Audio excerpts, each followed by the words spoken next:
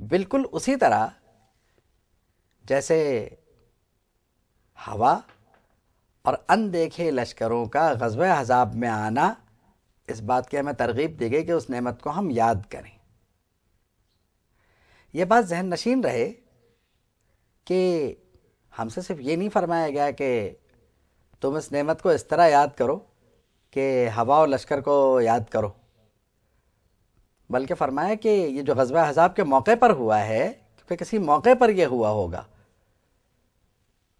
تو ہم یہ تو نہیں کہہ سکتے کہ جو ہوا اور جو لشکر آئی تھی یا اللہ اس پر تیرا شکر ہے، تو کب آئی تھی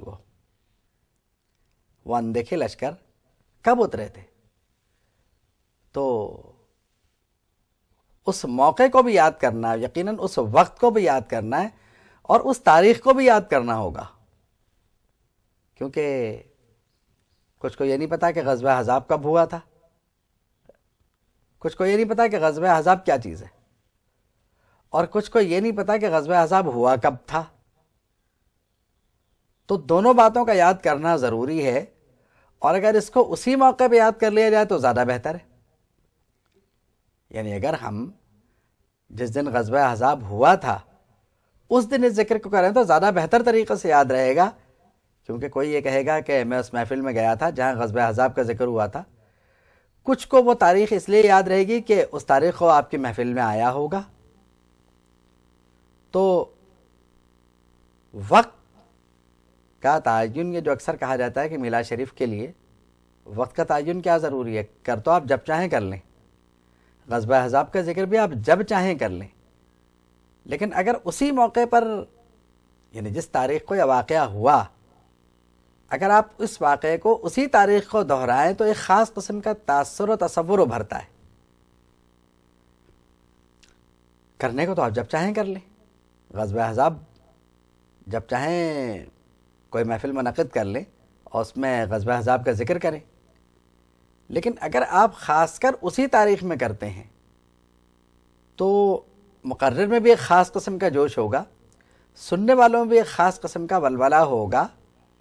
یعنی وقت کا تعین مفید ہوتا ہے، وقت کا تعین غیر مفید چیز نہیں ہے۔ اسی طرح سید عالم صلی اللہ تعالی علیہ وسلم کا میلاد شریف جس تاریخ کو ہوتا ہے، اگر اسی تاریخ کا تعین کر لیا جائے تو اس سے بھی ایک تقدس، ایک یعنی تصور اور ایک خاص قسم کا ولولہ اور ایک خاص قسم کی محبت کا اظہار ہوتا ہے۔ ورنہ تو آپ جب چاہیں کر لیں، مستحب طریقے سے تو جب چاہیں کر لیں، یہ بھی یعنی مستحب ہے۔ اور یہ تو اصل میں ساری باتیں دل کی ہیں، لیکن اللہ کی نعمت کو آپ کو یاد تو کرنا ہے، کیونکہ اللہ فرماتا ہے وَأَمَّا بِنِعْمَتِ رَبِّكَ فَحَدِّثْ، کہ اور تم اپنے پروردگار کی نعمتوں کا ذکر کرو۔ تو اب مسئلہ یہ ہے کہ تحدیث نعمت کہاں پر ہوگا؟ گھر میں ہوگا؟ کیسے ہوگا؟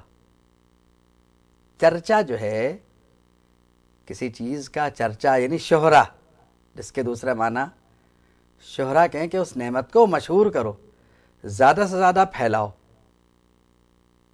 یعنی سورہ والضحیٰ کی جو آخری آیت ہے اس میں ترغیب ہے اس بات کی کہ نعمتوں کو جو اللہ نے تمہیں عطا فرمائیں انہیں مشہور کرو۔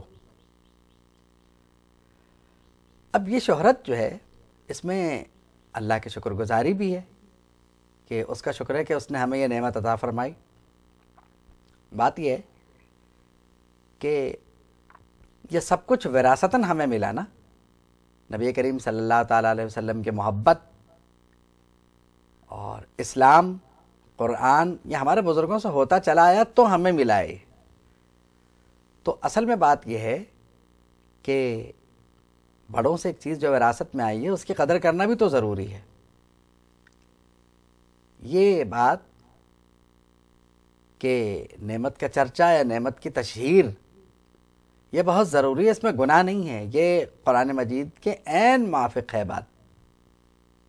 وَأَمَّا بِنِعْمَتِ رَبِّكَ فَحَدِّثْ، اور آپ اپنے پروردگار کی نعمتوں کی تشہیر کریں، شہرت کریں، کیونکہ چرچے کے معنی یہی ہے کہ ہر خاص و عام کو وہ بات بتائی جائے. کیوں بتائی جائے؟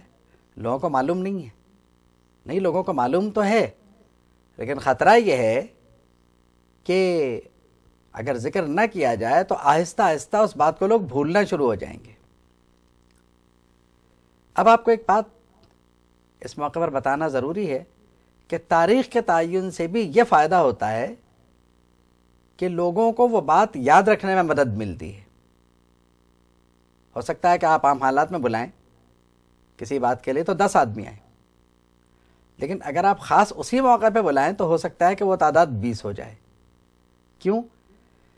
اس لیے کہ اس وقت جذباتی یکسوئی حاصل ہوتی ہے اور پورا ذہن اسی طرف ہوتا ہے جس طرف اسے ہونا چاہیے. اس تاریخ اور اس موقع پر ذہن بہت کام کرتا ہے. یعنی ایک خاص قسم کی قلبی اور ذہنی کیفیت جو اس تاریخ میں ہوتی ہے وہ عام حالات میں ممکن نہیں ہوتی. مطلب یہ ہے کہ یہ ایک نفسیاتی بات ہے، ورنہ ٹھیک ہے اگر کوئی 12 کا 13 کو چاہے اور 13 کے بجائے 15 اور 20 کرنا چاہے تو مذائقہ تو اس میں بھی کوئی نہیں ہے. لیکن موقع کی مناسبت جو ہے اس کا ایک فائدہ تو حاصل ہوگا آپ کو. تو غزوہ احزاب کے نسبت سے بہت کچھ کہنے کا موقع ملا. اللہ رب العالمین سے دعا ہے کہ وہ ہمیں اور آپ کو قرآن مجید کی تعلیمات پر عمل کی توفیق اور اس کے فہم کی قوت و توفیق مرحمت فرمائے. وما علینا الا البلاغ المبین.